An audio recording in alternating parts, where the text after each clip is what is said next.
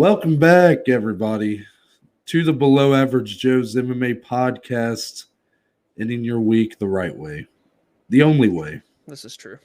With the MMA Weekend Preview, I'm joined, as always, by the lovely Dominic Salee. Dominic, what's going on, man? Noah, it's a big day, and I know we didn't get to talk about it off recording because we're in a time crunch. We talked about it a little bit last night, and now I'm going to not announce it because there's probably going to be a social media post before this. But anyway, if you're a Spotify listener to our show, just so you know, you can now see our pretty little faces on Spotify as well. The Below Average Joe's MMA podcast is officially video ready on not only YouTube, but now on Spotify. Ladies and gentlemen, it's another accomplishment. Check it off of the list for the show. It's a big day. Episode 155. Not to mention, we got a bunch of fights to talk about. Huge fights at that. It's a good day, Noah. It's a good day. Do they let just any podcast get video on Spotify? Oh, no, they do not. This is a whole process, Noah. A whole process. I don't know. I feel like you're lying to me. I promise you. I promise. Okay. But yeah, that's cool. I'm glad to see that we're continuing to make some progress here, and anything to make the podcast more accessible to the listeners, that's all that matters. And oh yeah. I assume that if you'll listen to our voices, then you'll watch us. So video's probably the better of the two, I guess. The best of both worlds, right? Yeah. But let's get into those fight announcements, since you mentioned at the top about all the fights we have to talk about this weekend. There's a lot of them. And but these are for 2022, Dominic, so next we got year? some time. Whew. February 12th, that's UFC 271. Oh my. Rumored to be headlined by the rematch between Adesanya and Robert Whittaker. But a fight lower on that card, we'll see Roxanne Modafferi welcome another test in the surging Casey O'Neill. Oh, yeah. So, Dominic, what should we expect from this one? This is a great fight. I'm excited. It's the happy warrior, the veteran Roxanne Modafferi, the most seasoned women's mixed martial artist on the planet, if you ask me, going up against Casey O'Neill, the surging prospect, as Noah mentioned. Can Casey pass the test that Macy Barber could not? That is the big question for me. I know Macy tore ACL in that fight, but before that happened, Roxanne was still giving it to her, and it was going Roxanne's way, in my opinion, to begin with. So I'm excited for Casey. We're huge on her. She's likely going to be in the Newcomer of the Year talk at the Joey's later this year. Can she pass this test against the seasoned vet and catapult in to the top 10 of the flyweight division? Big, big test for her.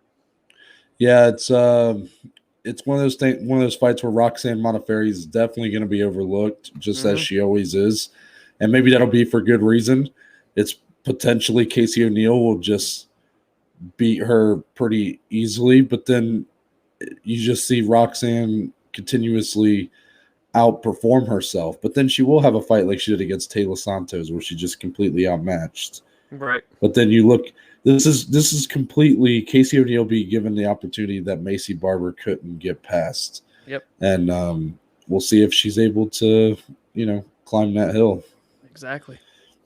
March 19th. Oh. Now, this is an interesting bit of matchmaking because you got Shamil Abdurakhimov going up against Tom Aspinall. Dominic, Abdurakhimov might be a familiar name to people right now because he just fought about a month ago against Chris Daukaus, the other heavyweight prospect. Yep. This reminds me so much of what the UFC did back in like 2017, 2018 with Kamaru Usman and Colby Covington.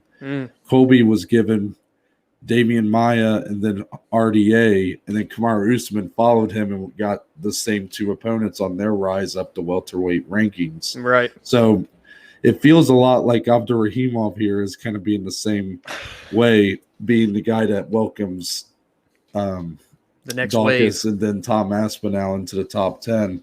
Yep. So we know what a fan of Tom Aspinall you are, but explain kind of maybe why also Shamil Abdurakhimov is a challenge here. Yeah, I mean, he's a phenomenal grappler, and that's something we still have yet to see Tom Aspinall really get tested in too much. The most was with, funny enough, Andrei Arlovsky, but then he ends up getting the submission win in that one anyway.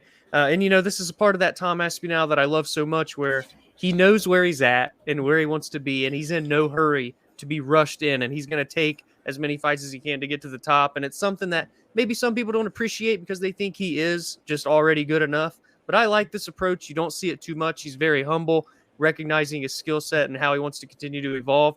This is a big test for him. It's a ways out, by the way, in March, so he gets a big layoff compared to some of his other fights in the UFC thus far in his early career. But again, Shamil, I know Dawkins made it look easy, and Aspinall might do the same thing. And it's interesting how you link that to Colby and Usman's kind of path to the top where they are now. We're going to talk about them later. So maybe Shamil couldn't stop Dawkins.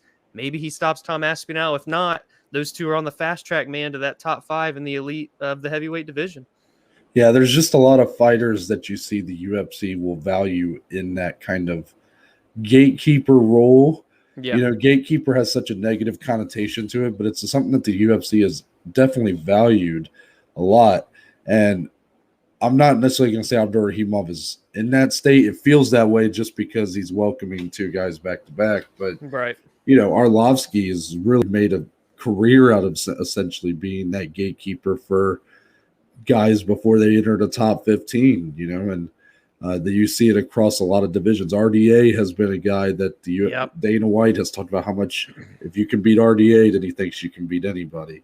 Yeah. So things like that, there's a lot of value in those kind of guys who aren't the top of the top contenders, but they prove that you can be a top contender if you can get past them. Exactly.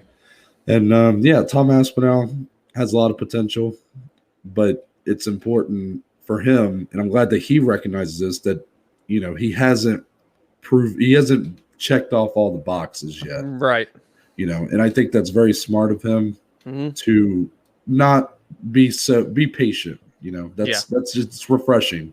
Yes. Well, I would not blame him if the man was calling for top 5 or whatever right now, but there's no need to, because if you're good enough, you're gonna get there anyways. Yeah, exactly. And that's what he said. I love it.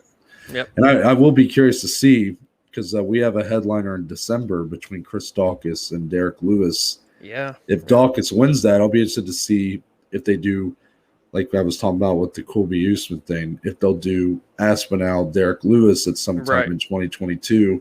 So just a thought ahead. We'll get there maybe at some point. But, yeah, good fight in March. Oh, yeah. That's all for our fight announcements. We do have one big piece of news to go over here. And we've already talked about this a little bit, but, just some more direction here in the saga that is Nate Diaz's final fight on his UFC contract. All signs have pointed to, following UFC 267 last week, that Dana White had some interest in booking Khamzat Chimaev's next opponent to be that Nate Diaz in his final fight on his contract. Nate Diaz had a little bit of a response to it, a pretty funny response on it, on his Instagram. Where, that was good. Basically said, I forget what it said. That video of Russell Westbrook in the locker room that one game where he's like, what? Yeah, that's basically. Yeah. But then, every interview I've seen with Dana White this week and at the end of last weekend, they all have asked, about Khamzat and Nate Diaz. Even Robbie Fox's interview I watched last night, Kevin Iole earlier this week. And Dana White has said, we're going to talk to Nate Diaz about the fight. And now when the topic comes up of like, well, like Robbie Fox is like, well, Nate doesn't seem all that interested. Did you see the response? Blah, blah, tells him. He's like, I do see where the fans are talking about how there are more, I forget how he worded it. I don't know if he said favorable matchups or he might have said favorable matchups. And Dana was like, well, is that what we do here? Like, do we give, is that what we're trying to do? Like, if you can't beat the best of the best, then what are you doing here kind of thing? Yeah. So a lot of back and forth there. But Dominic, now that we've had some time to let this idea settle in, we've had some time to hear from, Nate with the response on Instagram, and then ultimately Dana being asked these questions.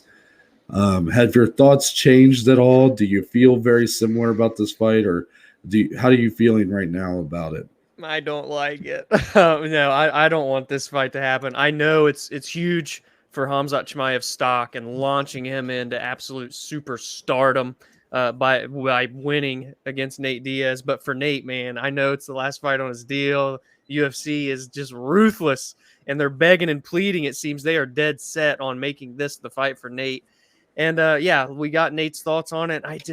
I would be utterly shocked if he accepts this fight, unless they just throw him the bag to accept this, man. But yeah, I'm not big on it. I don't like the idea of it. I just love throwing Khamzat in with the top 5 of the welterweight division and getting him ready for a title shot, in my opinion.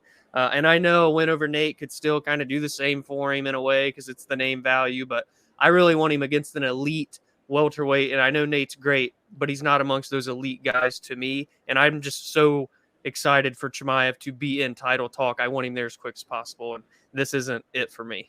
So I've been thinking about this a lot. I've been really pondering it because I've listened to the interviews, and even after I watched Dana's interview with Robbie Fox, I had to think about it some more because that's where he really elaborated on this. And he kept hitting that point of like, we don't do like, it's a. He said it's like a Shark Tank or something in the UFC. Like you're always going to have tough matchups and this or that. Now, when I pondered on it, I did have to catch myself in some of my own hyperbole or whatever you want to call it. I mentioned how I think Nate Diaz is a top 15 welterweight. Yeah. He may not have a ranking next to his name due to some, he hasn't had sporadic activity, and yes, he's lost 2 fights in a row, but the guy in his performances, yes, he did get smacked by Masvidal, and he got beat by the majority of the fight by Leon Edwards. But, I still look at the guy as a top 15 welterweight. He's still got the talent, and the fact that we're still – when he was booked with Leon Edwards, I didn't hear anybody cry foul. Yeah. Everybody was excited for that fight. 5-rounder. Everybody got excited. Leon Edwards has looked stellar in the UFC. He may not be the finisher that a Khamzat Chimaev is, but the guy was ranked number 3 in the world. No. And you're going up against unranked Nate Diaz, and nobody batted an eye. But then when the UFC wants to book him against Khamzat Chimaev, everybody immediately gets pissed off and gets upset. And it's all because Khamzat is that guy. He's dangerous. He's a killer. Yeah. Which is kind of weird to me. Like I have to catch myself thinking like this too. Sure, fans love the idea of a fight of Nate Diaz versus Tony Ferguson, but what does that fight really do? Because Tony Ferguson, Dana White still values as a contender at lightweight. And that fight would be at 170 pounds. Nate Diaz isn't cut to 155 anymore. Yeah. So what's that fight really do? That fight doesn't really do anything. I mean, it might be a great fight, and it might be a very competitive fight, but it doesn't really do anything for Tony and his future. Right. And for Nate, he would just be gone after that. Then you got the Vicente Luque fight, which I'm still on board with, or the Gilbert Burns fight. I'm still on board with those, even though, again, should Nate Diaz be fighting top 5 competition? Right. I don't know. Even though I said I think he's a top 15 welterweight, is anybody else? I'm the only one who I've heard say that. So my thing is anybody here think that he could beat a top 5 welterweight? Right. I mean, do you think that? Do you think he can beat any of these top 5? Might have to say no. And I get it. Khamzat's not a good matchup. You compare it to Edwards, but I remember the thought process for a lot of people when that fight got booked with Edwards. They said, man, it's a tough fight for Diaz. It's a tough matchup. He might get beat up by Leon Edwards, and he did up until the last minute. Blah, blah, blah. Yeah. But he did get beat up. But now all of a sudden when it's Khamzat and it's still a bad matchup, and now it's all of a sudden we're kind of shitting on the UFC a little bit for trying to put this fight together and acting like it's some horrific matchup in terms of it's some there's a lot of crying foul going around because we all know what this points to, what the signs are here. Nate Diaz wants out of his contract, wants to test free agency, and the UFC has constantly over their history not allowed guys to have an easy way out. Yeah. If you want out of the company, if you want out of the UFC, that's fine, but you're going to, in pro wrestling terms, do the job on your way out. You know, the pro wrestling way, if you leave WWE or whatever company, your last fight on your way out, your last few weeks on your way out, you're losing a lot to put other guys over because you have no value to the company anymore. Right. It's similar to what has happened over the UFC's history. I've had to sit here and think about it a lot, and I'm not, again, do I think it's the best fight? Is it the fight that I would make? No, because I want Khamzat to fight Gilbert Burns or Vicente Luque or someone in that top 5. Yeah. So if anything, I think this fight almost does a disservice to him. Yes, it'd be huge. It'd be massive. Have so many eyes on it. But I'm not really focused on that. I'm focused on this guy proving that he's a title contender. Exactly. And for Nate, again, everybody wants the Vicente Luque fight, but Vicente Luque is ranked number 5. Tony Ferguson's a lightweight, ranked number 7, and he hasn't looked as great in the last year. So maybe people want that fight because they think they're more evenly skilled. But I just think people need to kind of watch how they're like dying on this hill of like this is some sort of the UFC's like being unethical here. And I'm just curious what your thoughts are on that. Do you feel like the UFC in kind of what I just told you, that kind of matchmaking, where it's all right, that's fine if you want to get out of your contract, but here's the young lion. You're going to get tough fights on your way out because we need to build up some of these other guys. Is that, in your opinion, like, sure, unethical? Okay, it's unethical, but is it something that do you understand that kind of matchmaking, or do you feel like that's kind of goes against the spirit of what the company should stand for? I mean, I definitely see the sentiment toward it and why they have done it in the past. And they've even done it with some, relatively prominent names. But just the fact that we're starting to see it with one of their biggest stars that they have in the UFC is shocking to me. But they're looking at Khamzat as the next big thing, a potential cash cow, a superstar in his own right. So in that sentiment, it does make more sense to me why they want this fight to happen. And truthfully, I would want to conclude this segment by straight up, yes or no, do we see this fight?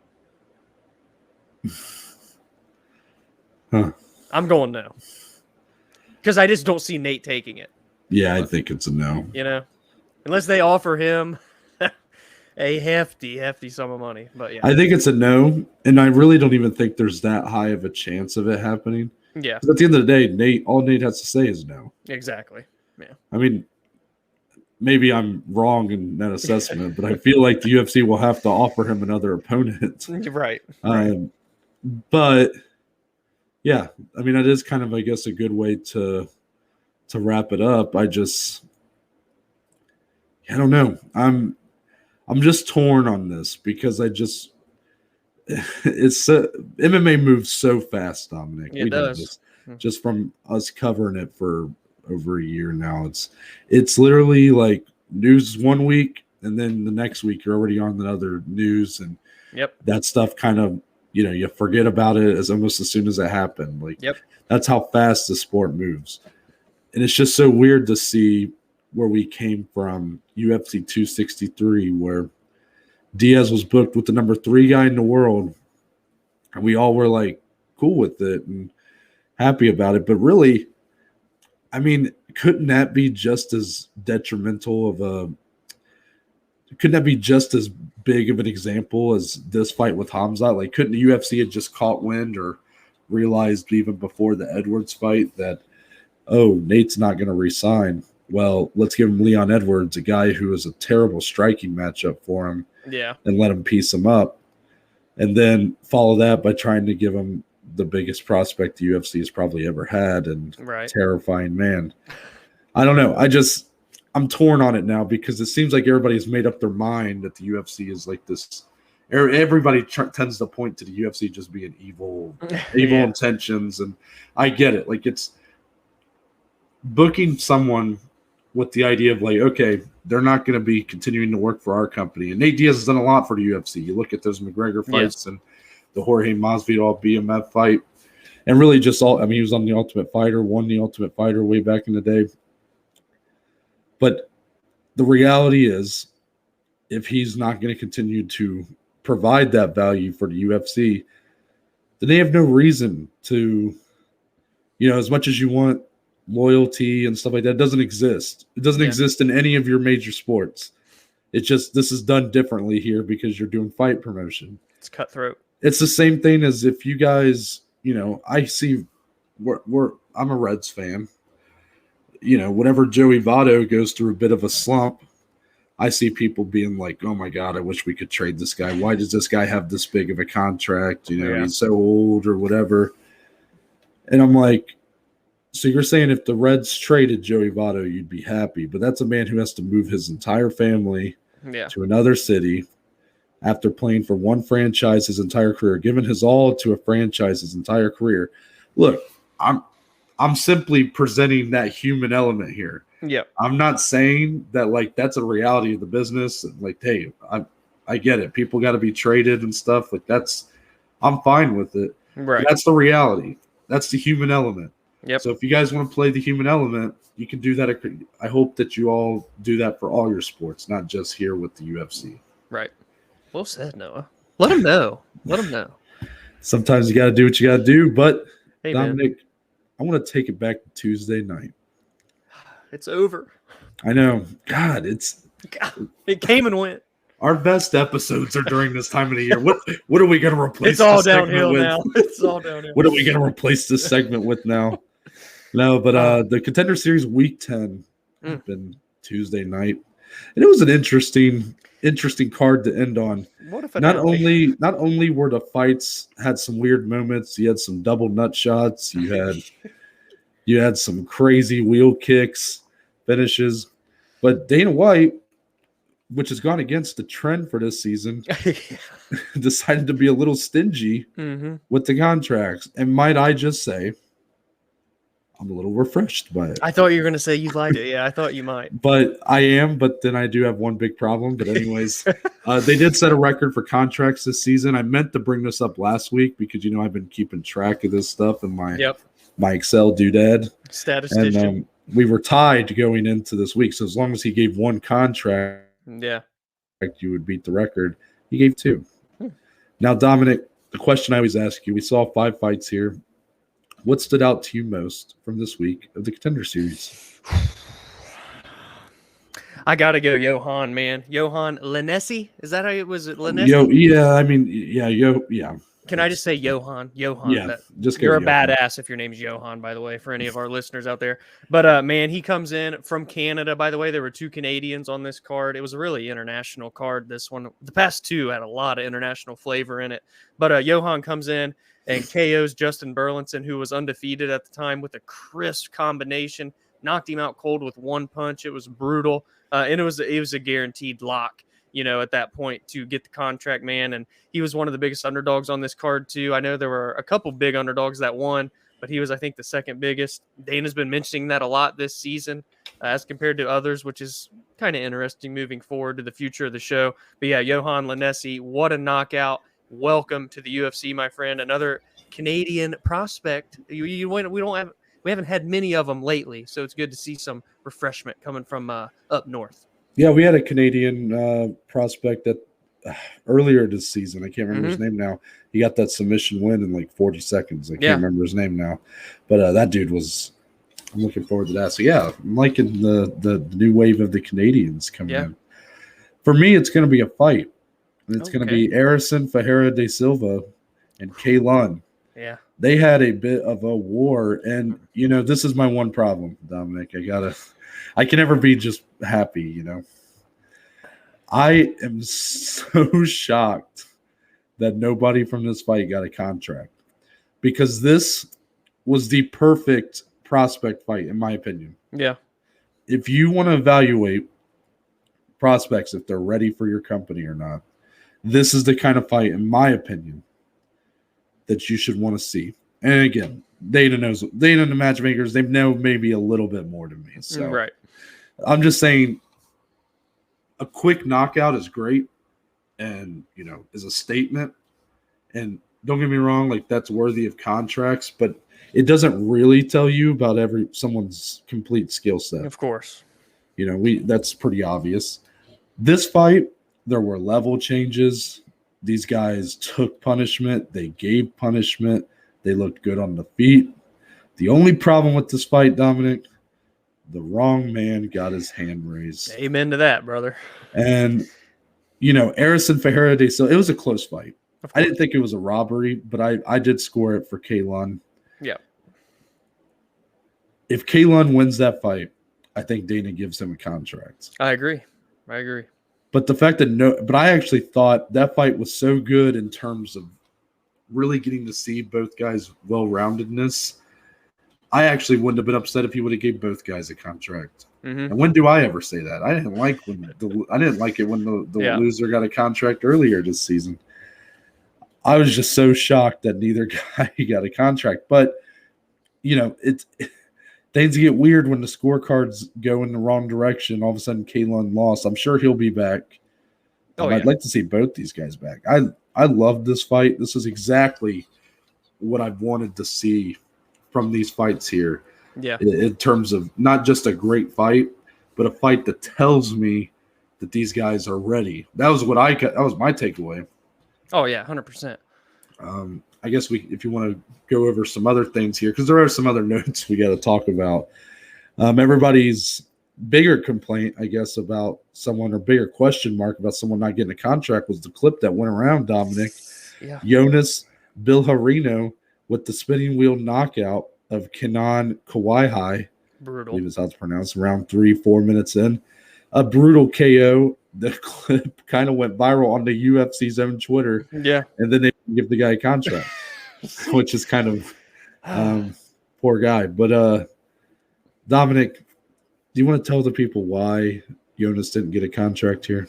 Yeah, the fight sucked. No, it was just a very dull fight, and nothing really happened until this amazing knockout. I mean, if I'm on Twitter, I'm a guy that will bring out the gif of Bean dropping the glasses. When there's a crazy finish, it's crazy if I'm dropping that gif. And I did it for this one, for this knockout.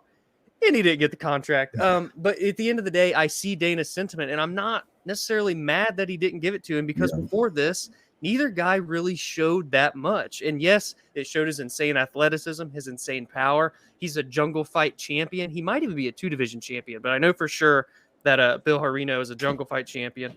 He was undefeated or 1 loss or something. So he's great talent, a great prospect. And I think we're going to see him again in the Contender Series. And maybe he just gets a short notice call. So we're definitely, in my opinion, going to see this kid in the UFC, at least in the foreseeable future. But in this fight specifically, I'm not upset that he didn't get the contract, as amazing of a finish as it was. Yeah, it was a pretty – I loved the way you put it. You said the fight sucked. And that's true. It did suck. Don't take that back. You stand on that, Dominic. The fight was dull. It really was. Yeah. It just – that fight – I agree completely with what Dana said, where it was a feeling of not having any interest, and then out of nowhere, spinning wheel KO, and you're like, well, now I don't know if I'm interested or not. Exactly. When it happened, I kind of was like, man, I said, he's going to get a contract. And I don't think that fight was really worthy of a contract because I just thought that highlight reel finish, I said, the way Dana had been this season, so there's no way. Yeah. But again, he was on one that night. I don't know if he just wasn't in the best mood or what was going on, but he just got off that long flight from Fight Island, had to go right back to New York. He was jet lagged. He also had some things to say to the winner of our first bout, Juan Puerta, who had a split decision win over Zhang Zifa. That was another, once again, not the best fight in the world, but it was a fight that slowed down as it went. Like, it started out okay, and then it just got worse and worse and worse. And by round 3, Juan Puerta had basically taken his foot off the gas and just coasted the entire round. And he said afterwards to Lorsenko, he's like, that was a really tough opponent. I wanted to finish, but, man, he was so tough. Dana kind of shat on him for it. He's like, what else do you expect in the UFC? Yeah, You know? yeah. Which it's hard for a guy to come out of doing 15 minutes of fighting and expect to give like an interview that aligns perfectly with what you really think. I don't know. I'm not saying that the guy didn't think that, but I don't know. I wouldn't hold too much on what the guy's saying right after a 15-minute fight. I don't know. Yeah. But Dana he even brought it up in the Robbie Fox interview for the Nate Diaz point. He was like, they were talking about how there's better matchups for Nate in the UFC outside of Khamzat. He went like, well, hey, on the Contender Series, I had to tell this guy. He was like, he's like, yeah, it was a tough guy that I fought. And it's like, dude, it's all killers in the UFC. So he's using that fight for points to be made about Nate Diaz and everything else. But I guess last one, Maheshate. We had to cap it off with him. Yeah, the other contract. He was 22? 21 or 22, very young. Yeah. So I personally love when a guy that young is able to make his way to the UFC. They don't do it a lot. Dana tends not to give contracts to the guys that are that young, but this guy earned it. He gets a unanimous decision win over Achilles, Estremadura, and he had to come through some adversity to get there. Mm-hmm. But once he got past that adversity, he looked damn good, Dominic. Yeah, he looked amazing, man. And for what it's worth, we've discussed this already, and what a way to have a finale, because he becomes the first fighter from China to earn a contract on the Contender Series. Shout out to Brendan Fitzgerald for that amazing stat. But we had talked about there were a lot. I think there were like 6 fighters from China these past 2 weeks to finish out the season. And finally, the one got the victory in Maheshate, and he gets the contract in the UFC. The Asian market continues to explode and expand in the UFC. And now we have one from the Contender Series. Mm-hmm. Yeah, but that's going to wrap that up for Contender Series. Let's get into Bellator 270. Hey, now. The luck of the Irish. Hey. That's because for the 5th time, Bellator is returning to Dublin, Ireland. For the 5th time. I was actually kind of surprised by that. But this is by far the best card that they put together for their Irish audience. And I'm just going to ask you off the top, Dominic, which fight to you is the one you're most excited for coming in? Oh, gosh. No, I have to go with Patchy Mix and James Gallagher. And you told me some unfortunate news right as we were getting ready to record that Patchy Mix did, in fact, miss weight. But it looks like as of now, Thursday afternoon, the fight is still on. So for that, I'm still more excited for this one over the main event title fight. I'm just really high on James Gallagher. And, of course, I was high on Patchy Mix. But with this tough weight cut, it says a lot about where maybe he's at going into this. Maybe he recovers good and puts on a solid performance. But James Gallagher 8-1 in Bellator, 11-1 overall, 9 submission victories.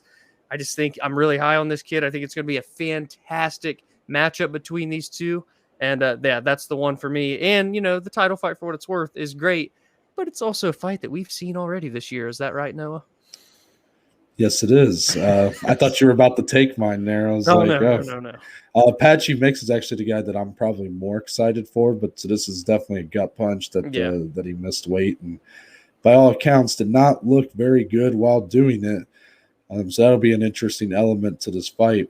I honestly just think James Gallagher is good. He's really good.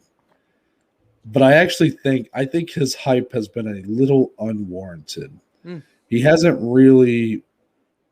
His biggest test was Ricky Bandejas, and he got smacked by Ricky. While Patchy Mix has fought better competition and has even beat the aforementioned Ricky Bandejas in very quick fashion.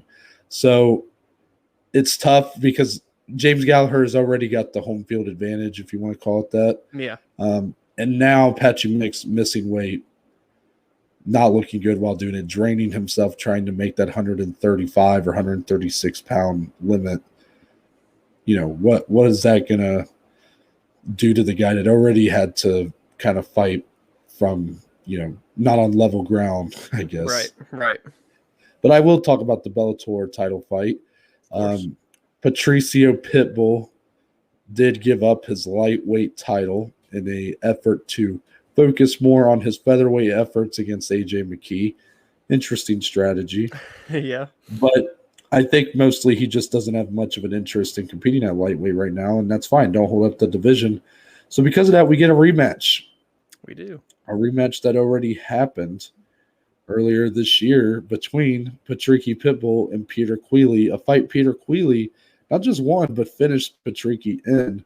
Yeah. So you get an interesting fight here where Peter Queally is 2-1 in Bellator. He's on a 2-fight winning streak, lost his debut in Bellator, while Patricky Pitbull comes in on a 2-fight losing streak. That's right. So it might not be the ideal matchup here for kind of crowning your new lightweight champion, but the card's in Dublin. If the Bellator's kind of, I guess, if their mindset here is, Peter Queally is a guy that we want to build up. Right. Patricky is still ranked number 1, which I'm not even going to talk about. It doesn't make sense to me, but I'm still learning about a lot of things about Bellator, so I will hold off on any judgment for now. But Peter Queally, a guy they want to build up, former longtime training partner of Conor McGregor. He gets a matchup against the guy he just beat earlier this year in Dublin. Could be a huge moment for Peter Queally. Oh, yeah, for sure. This could potentially be a star-making outing for him. He's a well-rounded guy. A lot of wins by decision, but it's a very intelligent, smart fighter that is just very technical and strategic in his methods. But whereas Patricky, he's a finisher, man. He's finished 16 out of 23. He's 16-9 in Bellator. I mean, he's very seasoned, so he's going to have the big experience advantage here. But again, when it's a rematch, we've already seen Peter win. Does the tide turn, or will we see a replay of what has already played out this year, except we get a new champion from this one? It's definitely going to be a fun fight. 2 great fights, by the way, for Bellator 270 in Ireland. Fun card. Yeah, is this card happening Friday, I'm assuming? This one is Friday, yeah. They've been hitting us on Saturdays, but this one's I doubt they want to go up against the Saturday competition. Yeah. And speaking of that Saturday competition, let's move into UFC 268. Not even just the UFC, Dominic. You got Canelo Alvarez boxing on Saturday. That's right. Canelo's got to wait, though. True. They're going to make that man wait in the back while this main event's going on, just like they did for the Masvidal Diaz fight back in the day. So your main event. Oh, my. They run it back. Kamaru Usman, Colby Covington for a second time for Kamaru Usman's UFC welterweight title. So, Dominic, the story coming in here. Kamaru Usman, coming off this first fight. First fight, Usman was defending his title for the first time. Yep. Since that fight, Usman has taken levels up. He has arose to levels that we did not see for his future. He has become a much more well-rounded fighter. And not only that, the man is striking with the best of them. He is putting people way on the feet like Jorge Masvidal, where he sent him to the shadow realm. Meanwhile, Colby Covington's had a quieter time since their first fight. He's only fought once, and that was against Tyron Woodley, a fight that he dominated, but maybe just kind of did his old bag of tricks in getting that win. Right. Usman has fought 3 times since their first fight. Yeah. Weird balance there. But we get this rematch again, and I think we can all confidently say that Kamaru Usman is a better fighter than he was the first time he fought Colby Covington. Yes. Dominic, is Colby Covington that we're going to see Saturday night, is he a better fighter than the one that fought at UFC 245?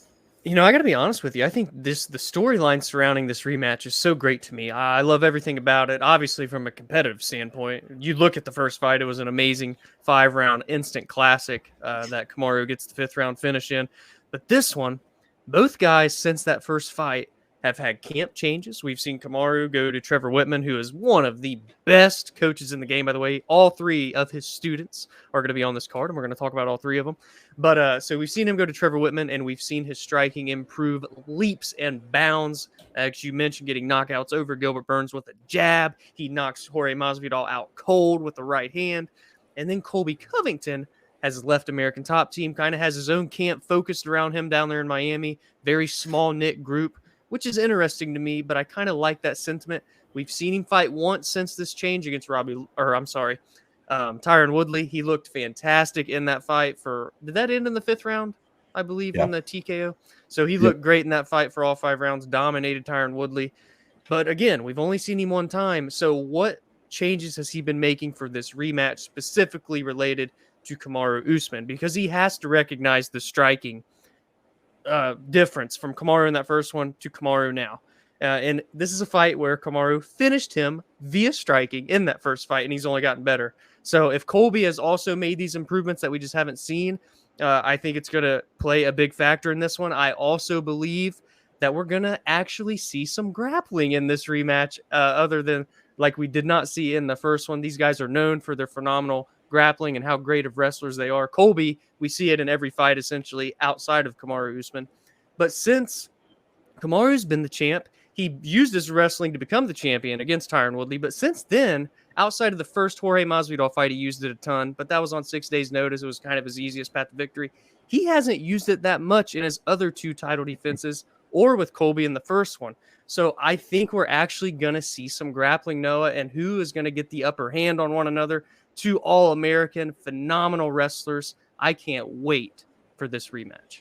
Yeah, you really nailed it with the end there. If this fight does have some wrestling in it, who has the advantage? Because I don't know. Exactly. You really don't know. And then that's not just the element of being able to wrestle offensively, because no doubt both guys can. But what if you're the one that is being shot on? Yep. You know, if you get taken down, how are either of these guys off their back? We have no idea. Yeah. We haven't seen it, at least not recently.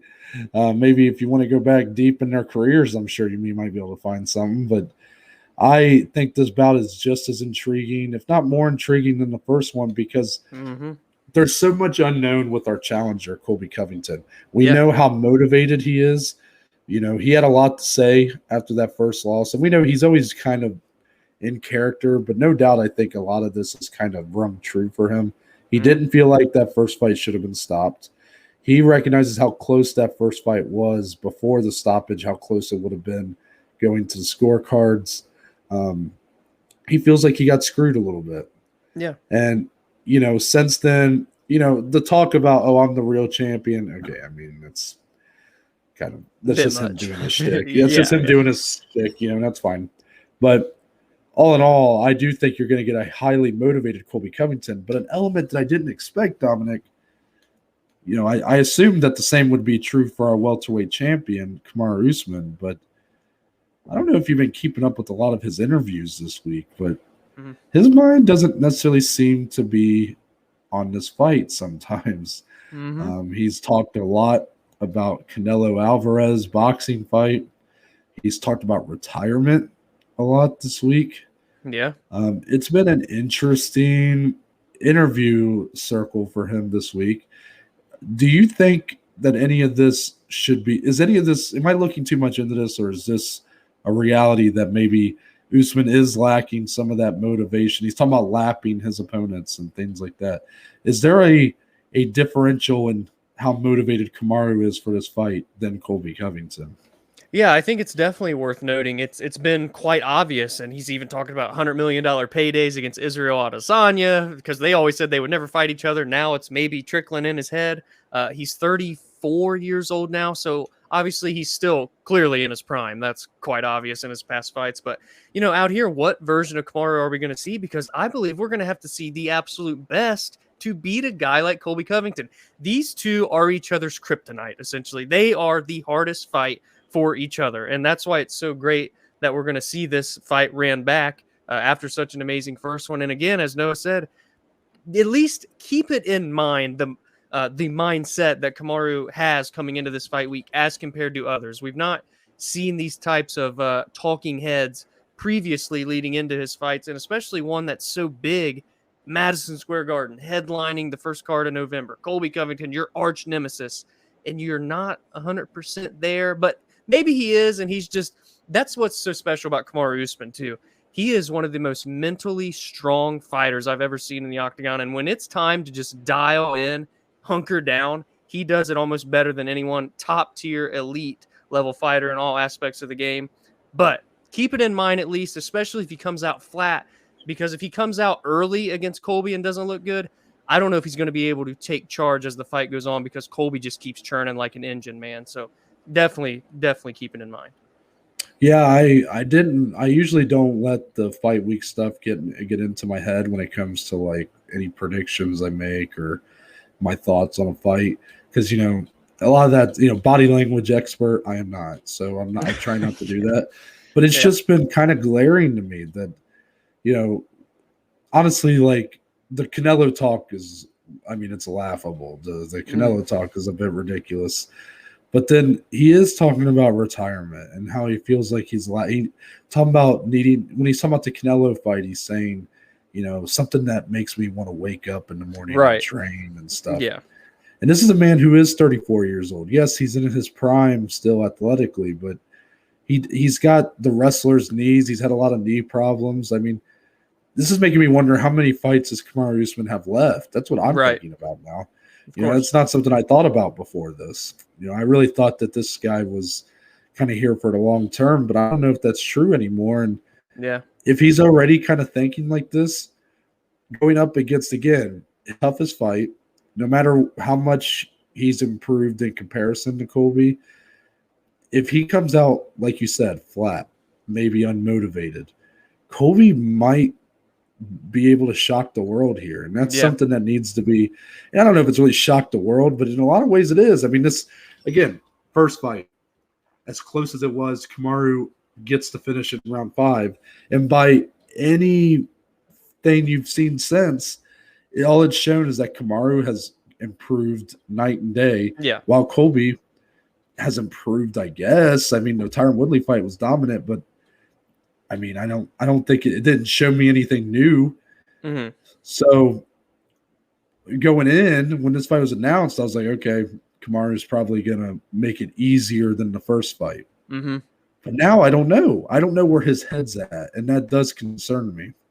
Oh, yeah, 100%. I mean, this game at the end of the day is just as much mental as it is physical. So,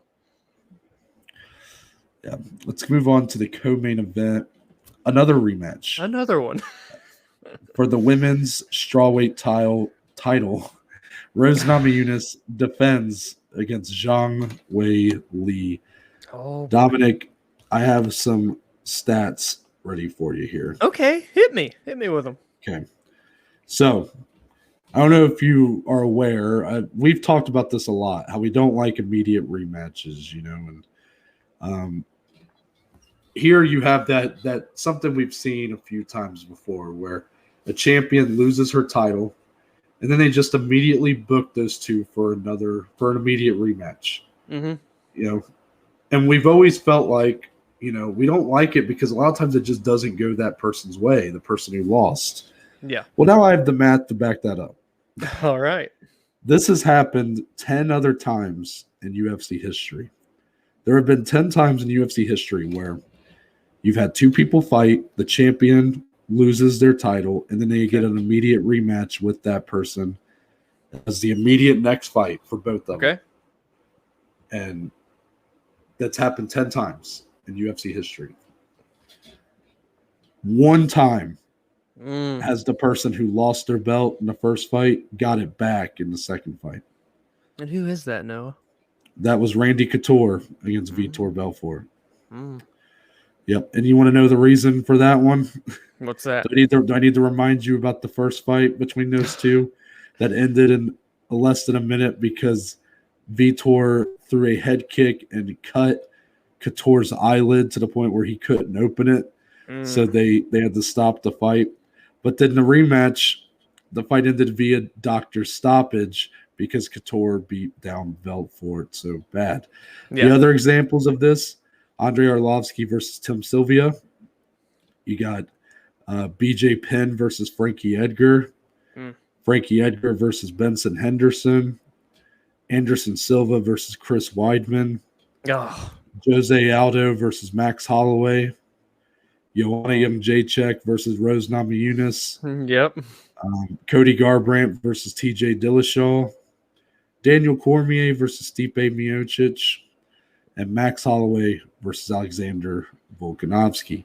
It has happened a few other times where they've had just immediate rematches, but the first fight was usually a draw, and then the second fight, someone won. So I didn't include those on here, but there's a few of those as well. So 1-9 is the That's what we're looking at here, Dominic.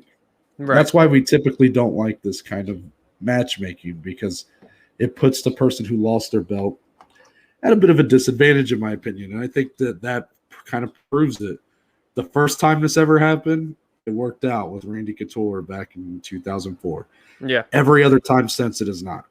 Yep. So I'm not saying that as a means to say that Zhang Weili doesn't have a chance in this fight or anything like that, but it is worth evaluating that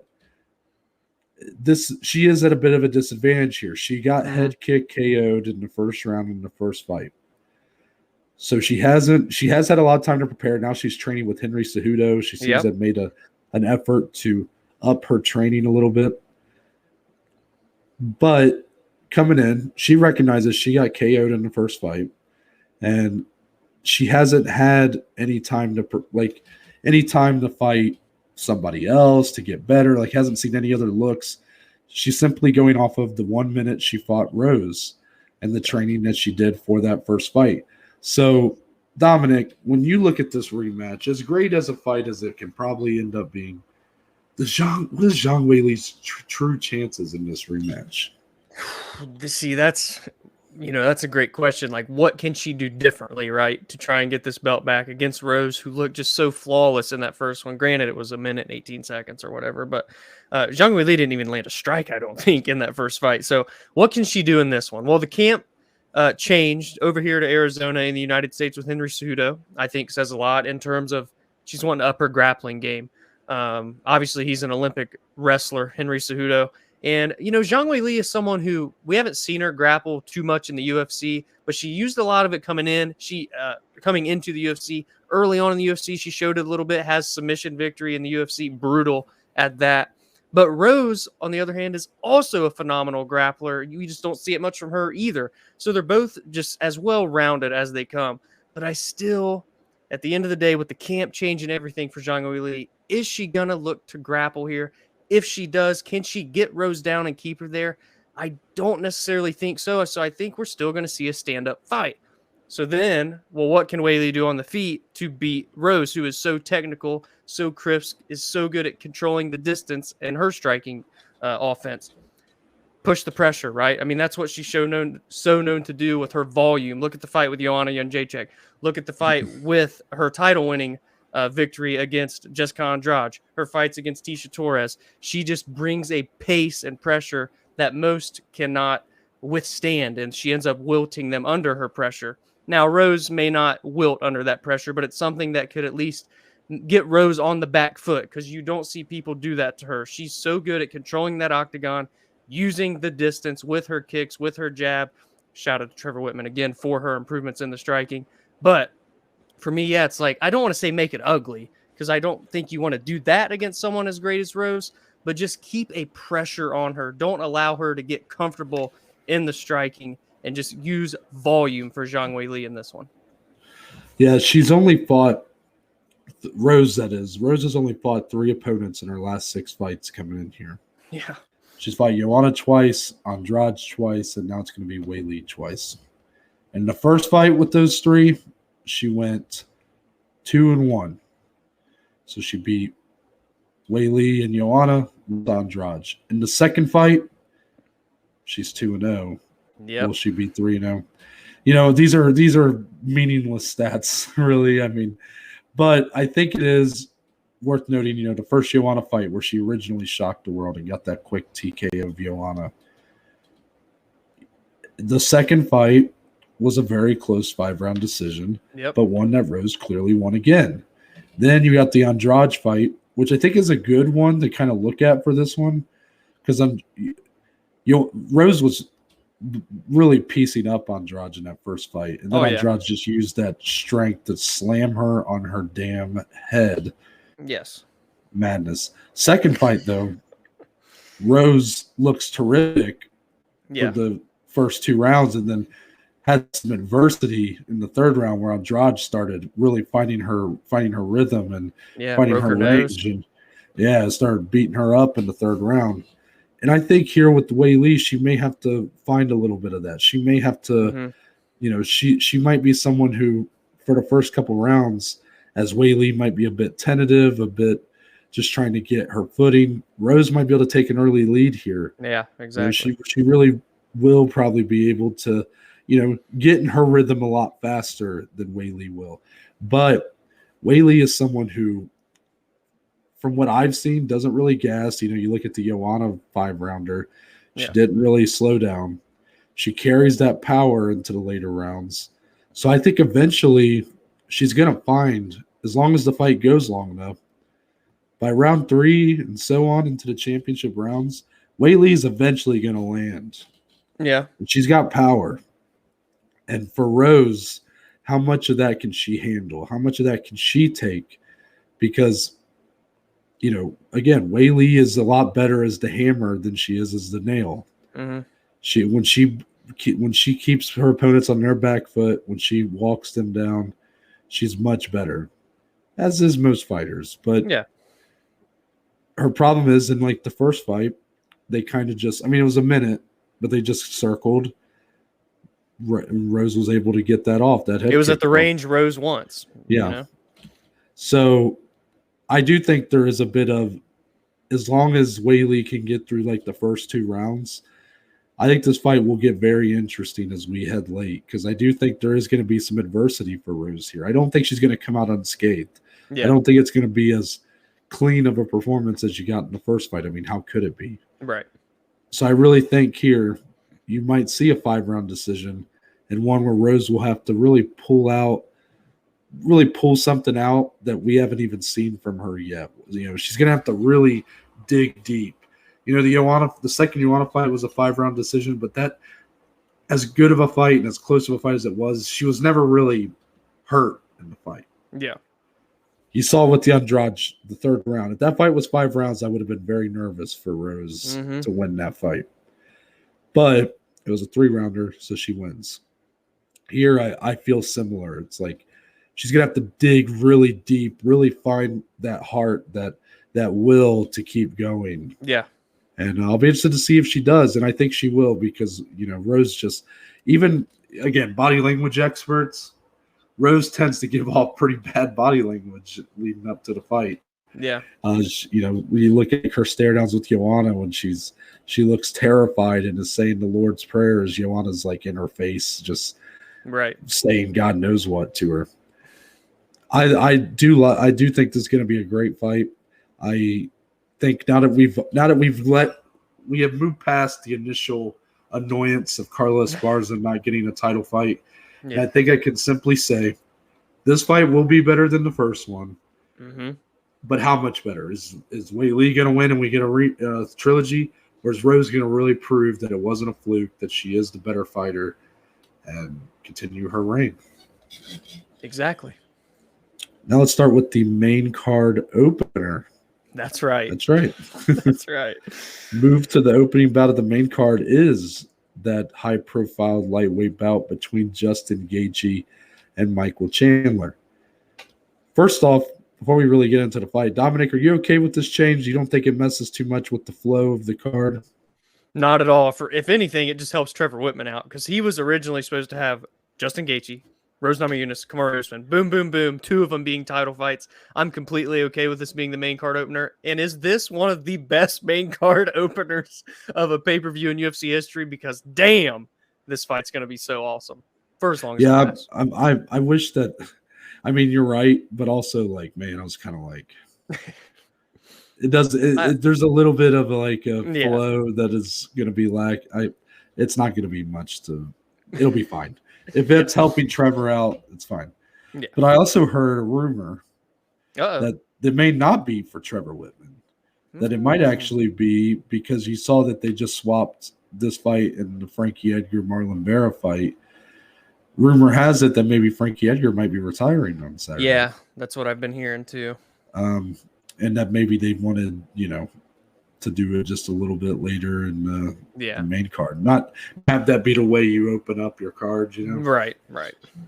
Because that's probably going to be a pretty emotional retirement. The man is from New Jersey, after all, so he'll be pretty close to home for this one. Regardless, Gaethje Chandler. All right, let's go out. Are we ready to we're recording this, so we're going to post this. So anything we say here can be used against us at a later date. Yes, in a legal court of law. I'm going to say this right now. Yeah. It is impossible for this fight to suck. I have to. Dominic, are you taking the pledge? It's impossible. I pledge allegiance to the violence of Gaethje versus Chandler. This fight, it's impossible for it to suck. Yes. However, everybody's expectation is fight of the night. And while I think it could very well be that, let's pump the brakes because these two styles clashing here leads me to believe, I don't know if we're going out of round one. Yeah, rather than fight of the night, let's say someone's going to get a performance of the night at least. Let's go with that instead. I do think, though, Dominic, we're going to see – I think potentially, at best, for this fight, you get a round and a half or even just a round of momentum switches and wild round 3 of Volkanovski-Ortega level stuff, just guys, they're going to hurt each other. They're going to be trying to clinch on one another, drag someone to the ground. They're going to be in each other's face. It's going to be a wild fight for as long as it lasts. Yep. As far as the X's and O's here, a lot of what I've seen this week and what I got to kind of agree with, I think if you go by just pure power in the hands, I think you got to go Michael Chandler has the slight advantage. Ooh. But power in the kicks, clear advantage for Justin Gaethje. And I saw the clip going around of one of Michael Chandler's previous bouts. I believe it was with, I want to say Brent Primus. Yep.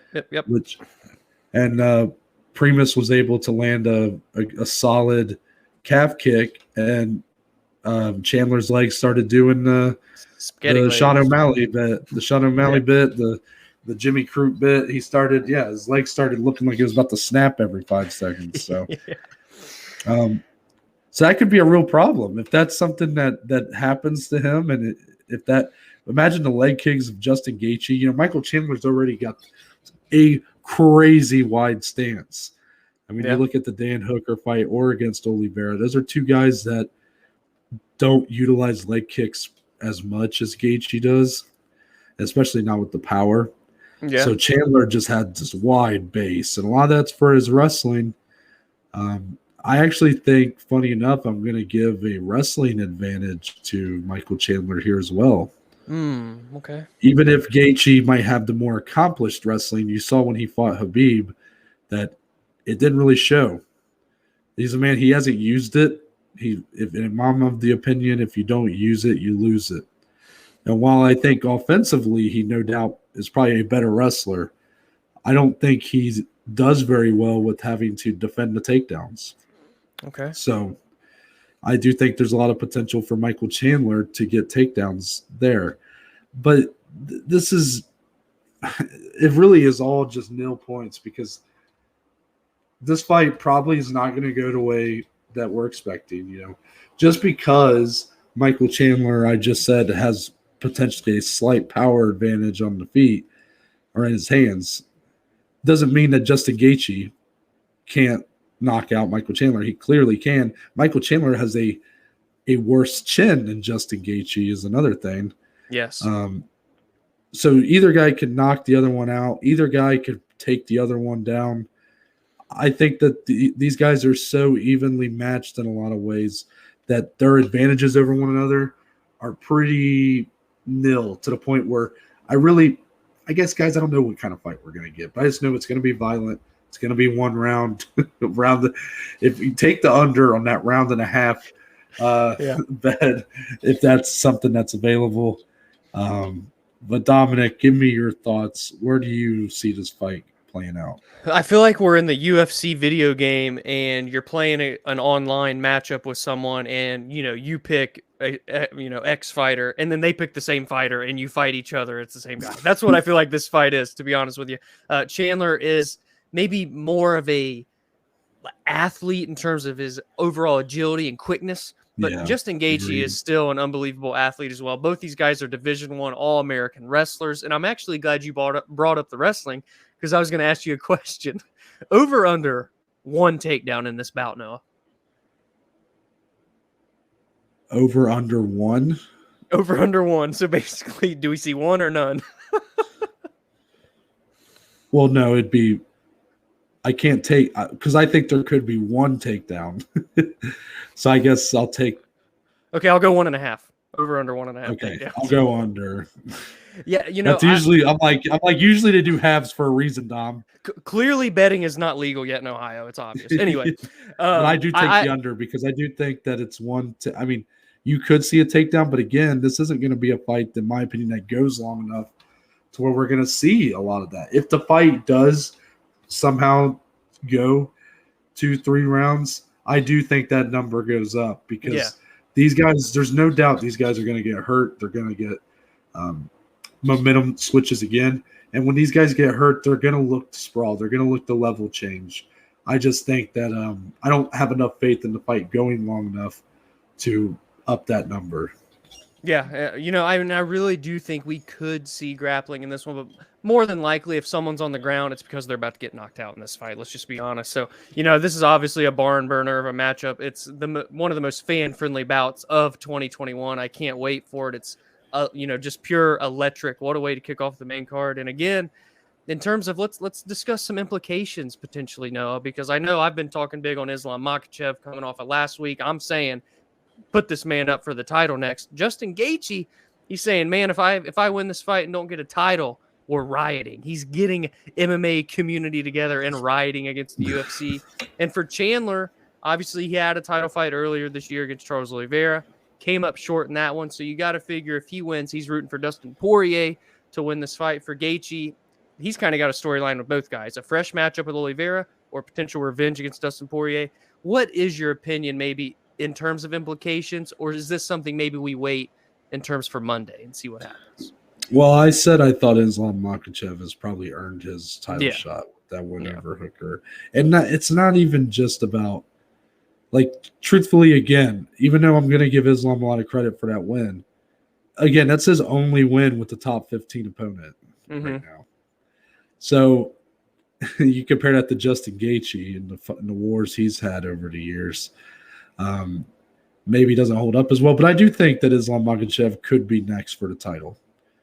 Now, what happens on Saturday, I do think will play a factor in kind of what direction the UFC goes. I said it doesn't matter. I said that last weekend. Am I going back on it a little bit now? Feel like it, but I'm going to stick. I'll stick with it. Try to be consistent. I do think that here's how I would book it. So you got Poirier and Oliveira in December. The winner of that fight, I think, fights Islam Makhachev next. The loser of that fight, I think, should fight the winner of Gaethje Chandler. Yeah, and the loser of Gaethje Chandler fight Beneil Dariush. Yeah, Beneil is the odd man out, isn't he? Lightweight division. People say that, but I don't think the man's in a bad spot. He didn't want to fight before the end of the year. So, he might be a guy that'll weigh in as an alternate for the title fight in December. I don't know if that's on the table or not, but I don't think Beneil's in I understand as much as I like Beneil Dariush, as of now, he feels like the odd man out of that top 5. He doesn't feel like he's on the same level as a lot of these guys around him. But he hasn't really had much of a chance to prove that because his win is against Tony Ferguson. And we know that Tony Ferguson is not exactly the fighter he was when he had that number 3 ranking next to his name. It felt like he was on the decline, and Dariush got him while he still had a higher number to his name than probably what he is. But I do think Dariush is going to have a big fight in his future. And I think the loser of Gaethje Chandler could be that fight. Dariush is ranked 3rd, but it does feel like he does need, at least one more solid win before he can really stake his claim for a title shot. I like where your head's at over there, Mr. Baker.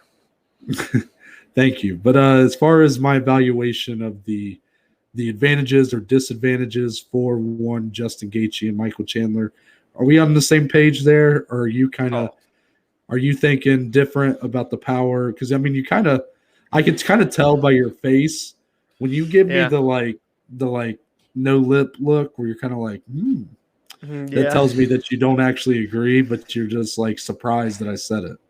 Yeah, they're both powerful, obviously, but man, sometimes when Gaethje touches people, they go to sleep, man. So I'm gonna give the overall straight up one punch power. I gotta go Gaethje, but obviously Chandler's got the power.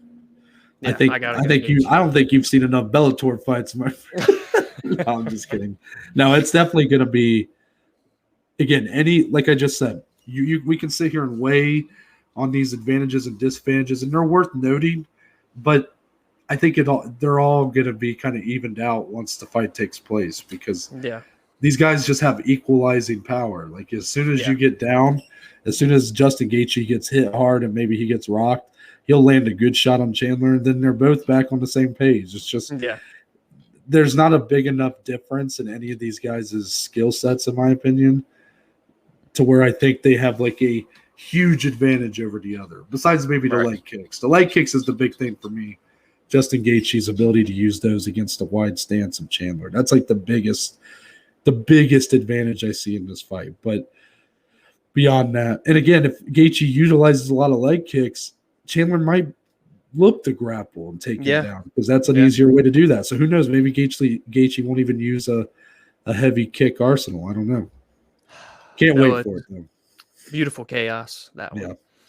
So I actually forgot to switch these on the rest in our order. So we'll actually do Frankie Edgar, Marlon Vera next because that will be the featured bout of the card. Mm-hmm. And I already mentioned, rumor is this may be the very last fight for one Frankie Edgar, who's ranked number 8 in the bantamweight division, going up against number 13, Marlon Vera. So, Dominic, what's the style of this fight that you're looking forward to? Like, what's the matchup? What are we going to really see in this fight? Man, I don't know exactly what we're going to see, but I think we're going to see a very heavy pace pushed from both of these guys, regardless in terms of, if it's in the feet, we've seen Frankie go tit for tat with Pedro Munoz for 5 rounds. We've seen Marlon Vera go tit for tat. What was it with Jose Aldo? That was a great fight. Davey Grant, that fight, his most recent one, was an incredible fight. So, yeah, this is going to be a very high output, high pressure, high pace bout. Even if it gets into the grappling realm, these guys are going to be quick to transition, get up, get back down in the clinch. There's going to be a little bit of everything in this one. I think this is an incredible matchup, one that really is not getting talked about as much as it should, in my opinion. This is a great fight. If it is Frankie's, kumbaya, it's a fight that he can definitely win. And for Marlon Vera, it's a fight for him to finally crack into the top 10. He's got to be one of the most underrated, underappreciated guys in this bantamweight division. Yeah, man, I just think there's so many different intangibles. It's going to be a fun fight. Yeah, I like the speed of Frankie Edgar in this one. He's very fast. He's very quick on his feet, bounces around a lot. Marlon Vera, a very plodding, slow, and a lot of that's intentional. That's his style. He moves slowly around the octagon, but it is going to be hard for him to find his range because he's going to have a striking advantage in terms of like power. He's going to have a power advantage, I would say, for sure in this fight. Frankie's had that chin tested a little bit. He had the loss to Sandhagen, and his chin has been cracked a little bit. So Vera's going to have the advantage there. He's going to be the longer fighter, probably have a longer reach, I would say. But finding that range is going to be a little harder because Edgar moves around so fast around the octagon, and Vera does the complete opposite of that. He's very slowly paces himself around. I do think there's an interesting grappling matchup that could be had here because Frankie Edgar is a great wrestler, and I look for him to utilize that a lot here because I think he will recognize the threat that Marlon Vera may provide on the feet if it stays there.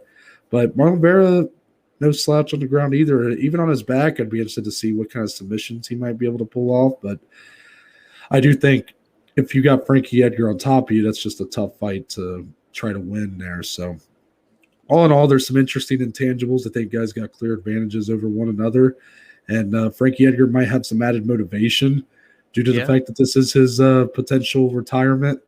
But let's not forget, Marlon Vera is very motivated right now as well. This is a guy that had the biggest win of his career against Sean O'Malley. And in a sense, he kind of got thrown to Jose Aldo and was like, all right, this is your brass ring moment. Go up and get it. And he couldn't do it. And he took a lot of that frustration out on Davey Grant, and that was a war. It was a great fight. So I look for him to try to do something similar, make this fight a little dirty, get in there, get in close, do some elbows in the clinch, things like that. We'll see how it goes, but I think it's a great fight, if one that I don't see a finish coming in, if I'm being honest. Yeah, I agree with that for sure. Now, next fight on the main card. If I had to bet right now, this is the fight I would bet would end up being fight of the night. Yeah. And that is Shane Burgos and Billy Quarantillo. Two guys that we are big fans of on this show, Dominic. So where's our allegiance going to lie? Is it going to be with our boy Billy, or is it going to be with Shane? I think we just root for a good fight. What do you say to that? I just hope both teams have fun. Yeah, this is the one. Thank goodness we don't do predictions on the show anymore, because I would hate to make a prediction here. This is going to be violent. This is going to be fun, fan-friendly. I mean, Billy Q, he's finally getting his chance to crack into the top 15. For Burgos, another guy that just flies under the radar. He's 6-3 in the UFC. He's always in fun fights. When he wins, he does it emphatically. When he loses, that's pretty convincing as well. I was going to say he does it emphatically as well. Yeah, exactly. But, this is a really good fight, one that could really go the distance and just be a drawn-out, nasty, back-and-forth striking war between these two. If they grapple, I feel like offensively, Billy Q holds an advantage. But Burgos is very good on the ground. He has 5 submissions. He's just one of those guys where you don't see him use it very much. So if Billy can test it, maybe we get to see some of those jiu-jitsu skills. This is a fantastic matchup, man. See, my mind doesn't think this fight's going to go to the ground, and maybe that's just wishful thinking because I want to see a war here on the feet, but I really don't think it's going to go there. Billy is very good on the ground, and so is Shane, but, I think the matchup here, the fact that I think the fans are going to really get behind this fight once it starts, and maybe Billy's just going to feel it in the moment. And, Shane's the kind of guy that just looks to put on a good fight. Don't get me wrong, he tries to win, but look at the wars this guy's been in. I mean, he potentially probably, if you go back and look at some of his losses, I'm sure there's things you could point out and go, okay, why against Barboza did you not look to take him down or grapple more? You could probably do that, but the guy just goes to war, and I respect the hell out of him for it. He's a bit like a modern day Forrest Griffin in some ways. A guy that's all about the fans, who wants to just put on a good fight for the fans, and it's gotten him pretty far. Now he's in the back half of this top 15. He's ranked 14th right now. And that's because he is on a 2-fight losing streak. He's lost on back-to-back occasions to Edson Barboza, and before that was Josh Emmett. He has a loss to Calvin Cater before that. That was a war, too. All these fights. The fight the Josh Emmett fight's the best one, and it's the one that's probably the least known of the 3. Yeah. However, Burgos tends to lack a bit of what you call defense in the striking realm. The guy is all gas. He has a high output. He has a lot of power, but he's a bit of a give one to take. He'll take one to give one. Yeah, and that's just not always worked out in his favor against guys like Barboza, against Josh Emmett. The Barboza fight, he had that really weird knockout. That was so weird. That was scary. The phantom knockout loss, Yeah. Billy Quarantillo, I don't see having the kind of power to put out Shane Burgos, at least not with the one punch. Yeah. And this is a big step up for Billy. His only real test to this point, I guess, in terms of someone who was more accomplished than him, was Gavin Tucker. And that didn't really go his way. It was not a very clean performance. A performance that showed a lot of holes, in my opinion, in Billy's game. But against Gabriel Benitez, he looked fantastic. Looked like a straight killer. And Benitez is very good. So here, I do think it's a tough fight for Billy coming in my opinion. it's one that he can definitely compete in and win, because Burgos he's one of those guys that he tends to bring out the best in his opponents, which I don't know what that says. I don't know what that says about him, but his opponents tend to fight better when they're fighting Burgos. And it's not a knock on him. I just think that he's that much fun, and that much of a guy that's ready to go to war that, I think his opponents tend to really buy into that, and they really get into really good fights because of that. Oh, yeah. So I look for his fight to be awesome, no matter what. And I don't think either guy could really lose a lot of stock with the loss here, even if for Burgos it could be 3 straight losses, which would be a tough climb back. But, in MMA, he's not a guy that's made his way to the very top yet. So, and he's got to put on good fights. So if he does lose a 3rd fight in a row, it won't really matter. He'll be all right. Yeah. Prelim headliner. Hey, now, this is a fun one. I don't think people are going to talk about this. Yeah, I don't think a lot of people are aware that we have a debut for the UFC. We have a couple of them, but the one that we're talking about here is worth noting. This isn't your typical debut, Noah. No, it's not, because you got the kickboxing world champion Alex Pereira making his UFC debut against Andreas Mikulaitis. We've seen some kickboxers come in here and have some success, and some that didn't have a lot of success, like Gokhan Saki. I remember was one that was very hyped up back in the day. Dustin Jacoby is one who's on this card, and he's had a pretty decent run so far. Mm-hmm. But for Pereira, what makes him stand out so much is the fact, for one, he's a level above probably almost any, besides Saki, he's probably a level above almost any other kickboxer that's ever made the transition. But he does have 2 wins that are very, very important. Yes, and that's because he is the only man to knock out current UFC middleweight champion Israel Adesanya in a kickboxing match. And he also has a decision win over Adesanya as well in kickboxing. So that is where the intrigue and excitement really stem from. That shows how high level of a striker that Alex Pereira can be. But he is, I believe, 35, 36. He's a bit older coming in here, but he also is 3-1, I'm pretty sure, in professional MMA. So he's not, just because he made this transition now, he's already he was doing it for previously. It's just been a while since he's really fought in MMA, but he does have some background in it. Dominic, all in all, he's going up against another striker, Mikulaitis, but for Andreas here, you have to recognize the levels. And I guess my question for you is, how do you expect this transition to go for Alex Pereira? This is very enticing, man, because it's going to be like, we know you're a world-class kickboxer. You've beaten Israel Adesanya twice, once via stoppage, as Noah said, but have you put together the all-round MMA game, the skill set to survive and thrive in the UFC? Can you climb this middleweight division and get past some of these guys? Or are you just going to be kickboxing focused and still have prominent holes in this one? And that's what I look for Mikulaitis to really test here. I know Mikulaitis is good on the feet as well, but he's got a few submissions here and there. He can grapple, and if I'm him, I'm trying my hardest to grapple in this fight against Alex Pereira. All 3 of Alex's wins have came by KO, TKO. That's no surprise. And he's on a 3-fight win streak. He only lost his debut. So now he's here in the UFC. I think this is a great debut test for him against a guy that is well-rounded. He's got 17 fights, 2 fights in the UFC, Mikulaitis, that is. So this is a good matchup for both guys, really, because for Mikulaitis, this could be his biggest opportunity to take down a pretty big name, even though he's a UFC newcomer. And for Pereira, can you take out a veteran of the fight game and prove you do have the skill set to at least compete with well-rounded guys and maybe make some noise in this middleweight division that isn't the deepest once you get out of that top 5 and 6. So it's a great fight. Yeah, I would try for people. I understand he has the 2 wins over Adesanya. But in terms of MMA, let's try to keep our expectations long-term in check. Because the man is coming in at 35. I think it's 35 or 36. He's a bit up there at his age. So realistically, how far can he get?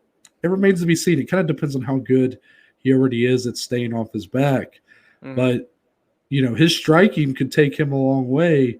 It's just I want to, it's a bit like the Claressa Shields thing where let's keep our expectations in check. We'll see how he performs here. I do think he's going to perform very well because even though Michailidis is he is well rounded, but his striking's more so what he goes to, and I think that's pretty obvious why they put him in this fight, because you don't want to just give Ferreira a straight up wrestler or something, and then he might just get taken down for 3 rounds. You want to see how he can do with the asset that he's bringing to your company. So I look for this to be a fun fight as long as it lasts. And I am excited to see what Ferreira does in the UFC. I just am not necessarily thinking that this guy – I don't think him and Adesanya are going to fight a third time. That's more so what I'm thinking right now. Yeah, I can agree with that. A bit of a throwback fight following that. How about this? Ally Quinta, who's got the home field advantage for this one, he makes his return after over 2-year layoff to go up against Bobby King Green.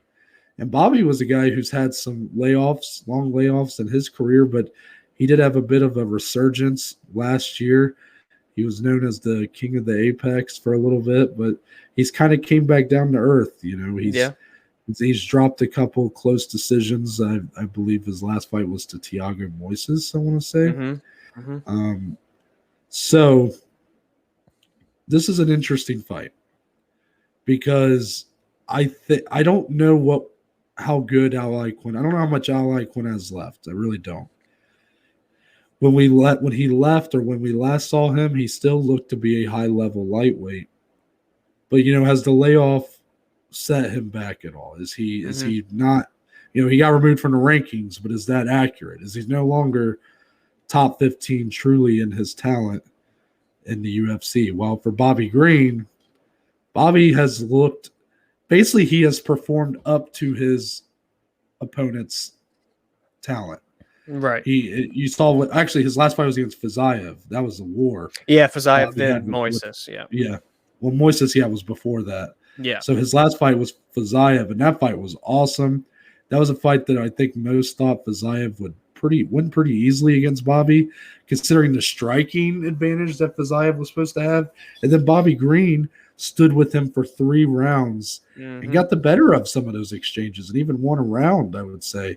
Yeah. So Bobby Green tends to fight up to his competition, and I think he'll be looking to get a good win here against Ally Quinta. But, Al is going to be fighting in New York, and I kind of wonder where his head's at here. He's not a guy that's always been on the same page with the UFC. He has a lot of business outside the UFC. He's a real estate agent and whatnot. So I'd be just curious. I'm kind of surprised he even came back at all. But now that he's here, look forward to see what he has left.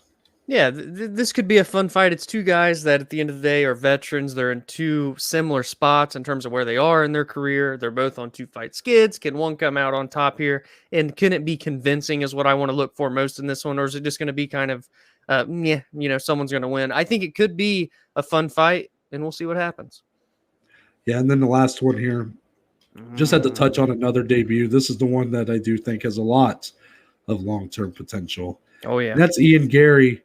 I guess I don't know if he's still considered the current or now if he's former Cage Warriors welterweight champion. Never had a chance to defend that title, but he does go up here against Jordan Williams, a man from the Contender Series. So Jordan Williams has not had the best of runs in the UFC. He's a little undersized for that welterweight division, which is not his fault because this guy, his story is pretty interesting. Jordan Williams has diabetes. So he's not really able to cut the weight like, a lot of these guys do. It's not good for him, obviously. Yeah. So he is a bit undersized, and Ian Gary is a stout 170-pounder, and I think this has all the makings of him putting on a bit of a show here to welcome him to the UFC. This is another Cage Warriors guy. He's undefeated, 7-0, 5 of them via finish, a Cage Warriors champion. 23 years old. I mean, this guy could be, a big player in this welterweight division, a huge prospect coming in for 2021 for the UFC. And it is a matchmaking here that he could really come out and make a statement. Jordan Williams, for what it's worth, very tough, a finisher when he wins, but he's been very kind of lackluster in the UFC. 0-2. He went 1-1 and won no contest on the Contender Series. So he's got experience. But again, Ian Gary looking like he could be the real deal coming into the UFC. Yeah, he could easily make this a fight, Jordan Williams. Oh yeah. I do think that Ian Gary definitely has the advantage in most aspects of this fight. He does come from Ireland as well, so he's kind of the next.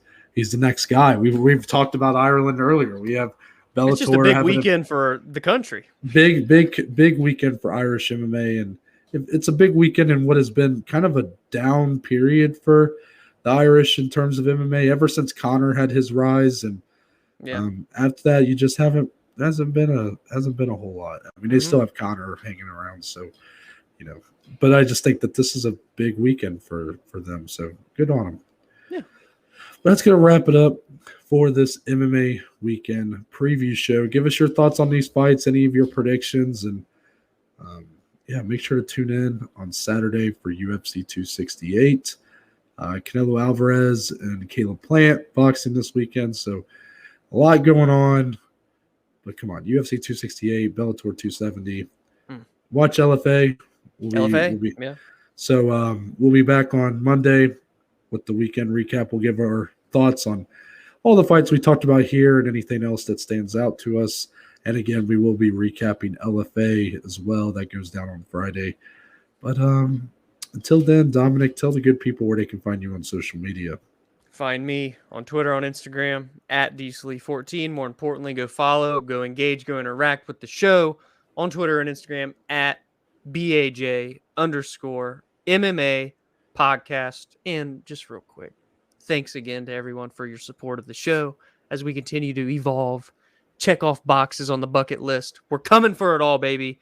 The Joeys, 2021, big year to finish it out. Noah, tell them where to find you. You can find me on Twitter, Instagram at ntbaker_. There is a link in my bio that will take you to the link tree. That's right. Which presents you a list of links yes. to all the platforms the podcast is on, along with social media platforms. So that includes, but is not limited to, kind of is, yeah, the Twitter, the Instagram, the YouTube channel, and Spotify, Google, and Apple Podcasts. It's all on there. And there's a couple links for today's sponsor, Anchor. First, leaving a voice message. Please do it, people. We haven't had one in a while. We'd really like to hear your voices. Yes, please. Just give it, you can just submit a question or submit any thoughts about fights that happened this weekend. Or if you want to do it for next Friday when we preview, Holloway Rodriguez or something. Just anything you want. Yeah, but please do that. And there's another link on there if you'd like to become a supporter of the podcast. It just provides us with a few dollars a month, and all that money goes back into improving the quality of the podcast. But that's it. We're out. We'll see y'all on Monday.